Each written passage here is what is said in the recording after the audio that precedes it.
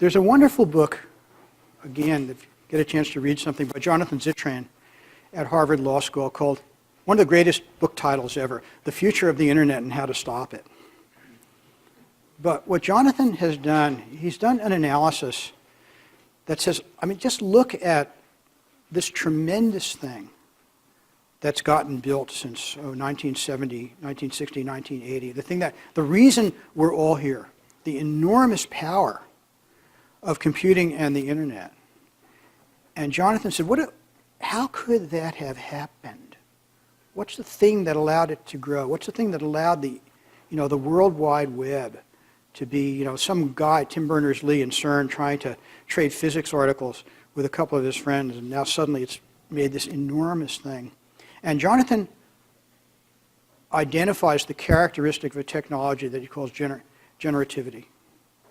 And what generativity means is the thing is made in such a way that other people can now extend it and find other uses for it in ways the designers simply did not anticipate. And he goes back and does this wonderful analysis of generativity and say the two striking examples of generativity in our current technology were the PC platform, which is generative. Notice, whatever you think of Microsoft, it is not the case that in order to write a program and run it on a Windows machine, you need permission or certification from Redmond. Anybody can write any program on Windows machine. And the other example of generativity is the internet. Anybody can connect pretty much anything to the internet. And what Jonathan is saying is, guess what? Until now. So you can go and run any program you want on a Windows machine. But try that with an app submitted to the iPhone market. Right? You can put anything you want on the internet, but kind of try that with some of these cloud computing infrastructures. Now, we can argue about whether those restrictions are good or not, but in fact, we are moving towards architectures which are at risk of losing their generativity. And if you believe Jonathan's argument that generativity is key for the expansion that's made this information economy what it is, you should be worried about this erosion of generativity. It's a wonderful, wonderful, wonderful book. The other thing that some people call this is freedom to tinker.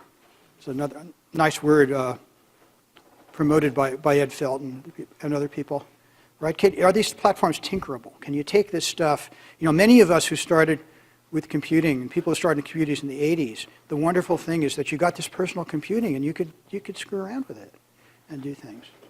And the thing I've been working on lately is worrying about this. When the iPad first came out, there was a wonderful quote from one of the hackers who basically said, if I had an iPad when I was growing up, I'd never have been a programmer because I would not have had that opportunity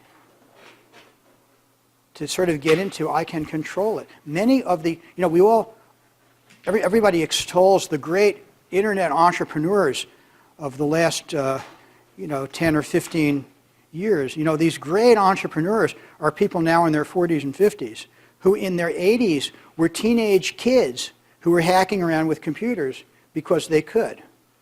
And the thing you want to ask yourself is that going to be true of the current generation of 13 and 14-year-olds? Will they grow up in a world where there is freedom to tinker in the mobile infrastructure?